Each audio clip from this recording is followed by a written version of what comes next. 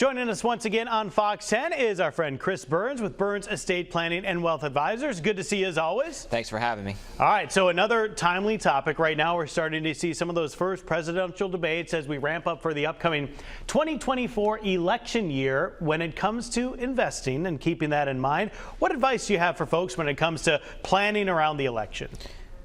Remove your emotions. That's the hardest and most simplistic thing that you can do, because you can take a look at studies and see, if the current president takes on another 4 years, or if an incoming president comes in. There's some positive years, some negative years, but there's just not enough data that points it in one direction.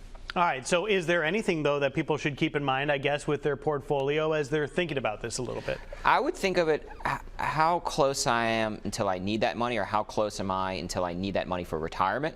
And then from there, take a look at it from a risk standpoint. Yes, elections are always a little bit of a volatile time. And it always bleeds into the markets, so that if you are getting closer to retire, maybe you're saying I'm going to retire end of 24, maybe 25, maybe taking a little bit of risk out of your portfolio might be prudent. But if you're like our age, right, it doesn't really matter over the long term, right? Just don't allow yourself to get caught up into the emotion of the election itself. All right, so another way of saying that maybe would be don't put all your money on one candidate? Certainly not, right?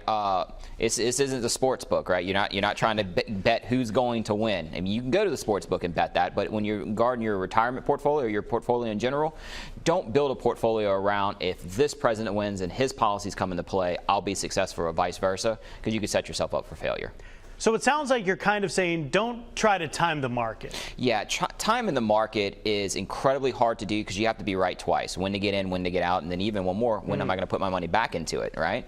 And so when you're trying to, one, time the market, which is already incredibly hard, but then two, you're going to add in human emotion of an election, you're just making a math situation now combined with human psychology and emotion.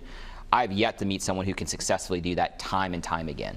All right, so if our viewers out there want to set up a long-term, consistent plan, maybe not thinking about all these variables so much or putting so much emphasis on that, how can they talk to y'all at Burns Estate Planning? As I always say, I think in this day and age, our website is a great source to get started. You can see where our offices are, you can see who our advisors are and our staff, and then you can also learn a little bit about us, and then have all of our contact information to reach out to schedule something like that. And always great to have a game plan set up. We're going to have a link to their website on ours, fox10tv.com, under Gulf Coast Spotlight. Chris, good to see you as always. Thank you for having me.